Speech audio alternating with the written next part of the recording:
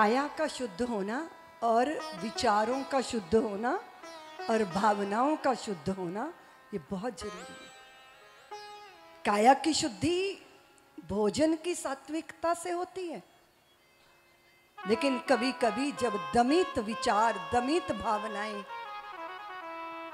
कुंठा बनती हैं तो हमारी काया अशुद्ध हो जाती है। इसलिए स्मरण रखिएगा, जैसे आंगन साफ करके कूड़ा कचरा बाहर फेंक देते हैं, ऐसे हमें शुद्धि का मंत्र धारण करना होता है। काया शुद्ध हो, सात्विक विचार शुद्ध, शुद्ध शुद्ध भावनाएं, आप में करुणा हो, आप में स्नेह हो, आप में कृतज्ञता हो, आप में सौमनस्यता हो। हम एक दूसरे के दुख दर्द को समझने का भाव रखें।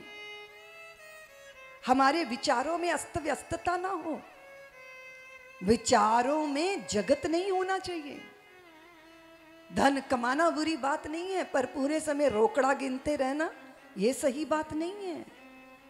थोड़ी देर के लिए स्त्री का पुरुष से, पुरुष का स्त्री से आकर्षण तो स्वाभाविक है पति पत्नी के बीच में, लेकिन पूरे समय उस चिंतन में अगर हमारा विचार उलझा है तो स्थिति ठीक नहीं है।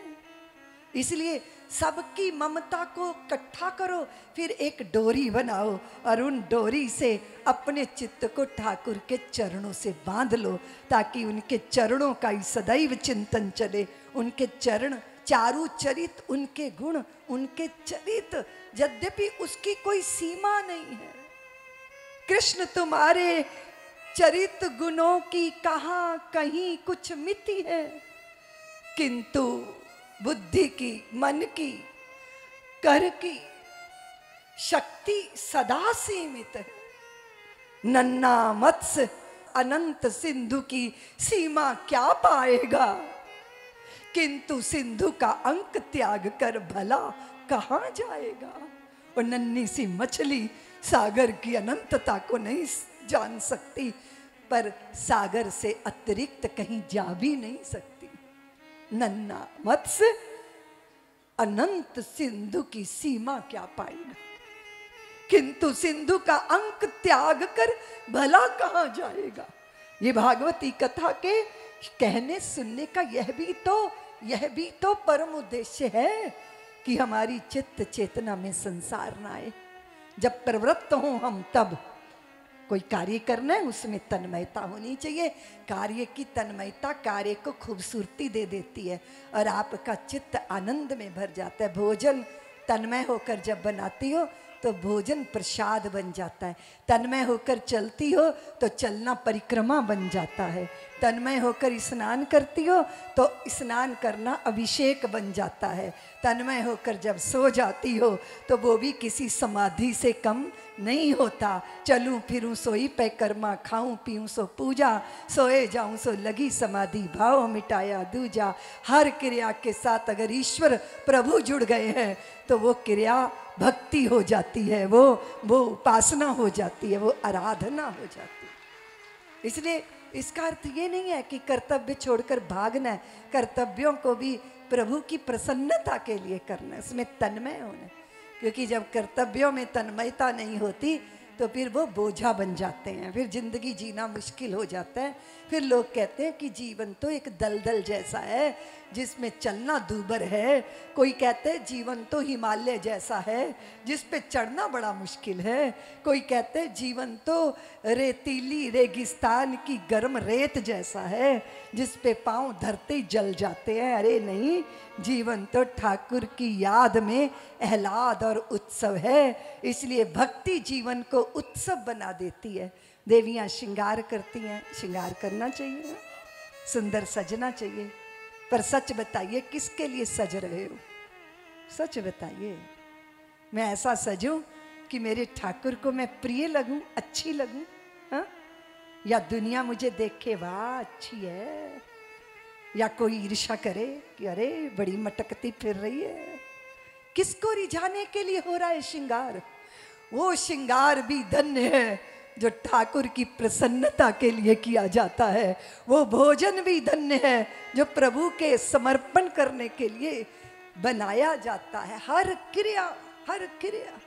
और याद रखना, मेरे ठाकुर तन का ही श्रृंगार नहीं देखते, वो मन की शुचिता भी देखते हैं कि मन श्रृंगारत है, मन में प्रीत है, मन में प्रेम है, मन में स्नेह है, मन में लालसाओं का कीचड़ तो नहीं भरा, मन में वासनाओं की गंदगी तो नहीं है। तो देखना जरा, अपने अपने मन को उस मल से विमल बनाना है।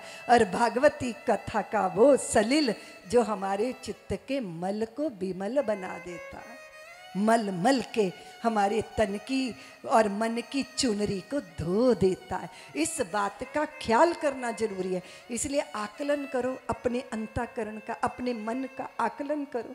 क्यों भारत की भूमि पे किसी कसाई की भी, किसी किसी किसी किसी नंदा नाई की भी, और किसी किसी जुलाहे की भी, और किसी ऐसे छोटे छोटे कार्य करने वाले संत महापुरुषों की इतनी महिमा गाई गई, क्योंकि उनके कर्तृत्व में जो भी कुछ बाहर था, लेकिन उनका अंतर मन।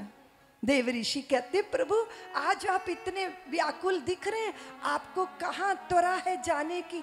वो बोले, जा रहा हूँ, मुझे जाना है, मुझे जाना है, मुझे दर्शन करने हैं, मुझे दर्शन देने भी है, मुझे पवित्र प्रेम का आदान प्रदान करना है। आप कहाँ जा रहे हो?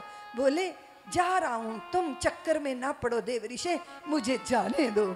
और जब देव ऋषि ने झांक के देखा तो भगवान कहाँ खड़े हैं, जहाँ चारों तरफ चमड़े का काम हो रहा है, और एक व्यक्ति धूल धूसरित सा, चेहरा श्रीहीन सा, बाल उलझे से, आंखें गड्ढे में गई हुई, पेट पीठ पे चिपका हुआ, और झुर्रियों से काया भरी पड़ी है, और वो अपने कर्म को वो चमड़े के बंडल बना बना बना के एक जगह, एक दूसरी तीसरी जगह रखता जा रहा है। वो घोर दुर्गंध से भरा हुआ वातावरण, लेकिन अंदर श्री हरि, हे श्री हरि, हे श्री हरि, हे श्री हरि। और भगवान उसके सम्मुख जाके मंद मंद मुस्कुराने लगे। देव ऋषि बोले, हाय हाय हाय हाय, आप इस दुर्गंध भरे वातावरण में आप खड़े हैं, आप खड़े हैं, आप ऐसे खड़े हैं। तो भगवान ने कहा, तुम्हें दुर्गंधी नजर आती है देव ऋषि, मुझे उसके हृदय के प्रेम की सुगंधी नजर आती है। मैं उसी के आकर्षण में बंधा आज उसके सम्मुख खड़ा। मेरा कर्तव्य क्या है? मैं जननी हूँ, बच्चे को सुला रही हूँ। अपने बच्चे के घुंघराली अलकावली में मेरी उंगलियां फिर रही हैं, लेकिन मेरा लाल, मेरे श्याम सुंदर, मेरे लाल, मेरे कृष्ण कन्हैया, और कदाचित मैं अपने पति के आलिंगन में बंधी हूं, और मुझे लगता है कि मैं उन्हें गहरी तृप्ति से भर दूं, लेकिन ये महसूस हो कि मैं तो जगदीश्वर की हाथों में, उन्हीं की बाहों में बंधी, उन्हीं से तृप्ति लेकर उन्हीं को तृप्त करने का प्रयत्न कर रही हूँ। तो पति पत्नी के प्रेम में भी भगवान की धार बहने लग जाती है। मित्र मित्र जब हाथ पकड़ ले तो वो दो मित्र दिखते हैं, पर आनंद तो प्रभु ही ले रहे हैं दोनों के बीच की मैत्री का। इसलिए जगत जगदीश्वर बन जाएगा अगर दृष्टि बदल गई। और आप जानते हो कि नजर बदल गई तो नजारे बदल गए, किश्ती का रुख बदला तो किनारे बदल गए। इसलिए उस दृष्टि को प्राप्त करने के लिए हम ऋषि महर्षियों के चरणों में जाके बैठते हैं। सब्सक्राइब करें साध्वी ऋतंभरा जी के YouTube चैनल को, और हमारी वीडियोस को सबसे पहले देखने के लिए बेल आइकन को दबाना ना भूलें।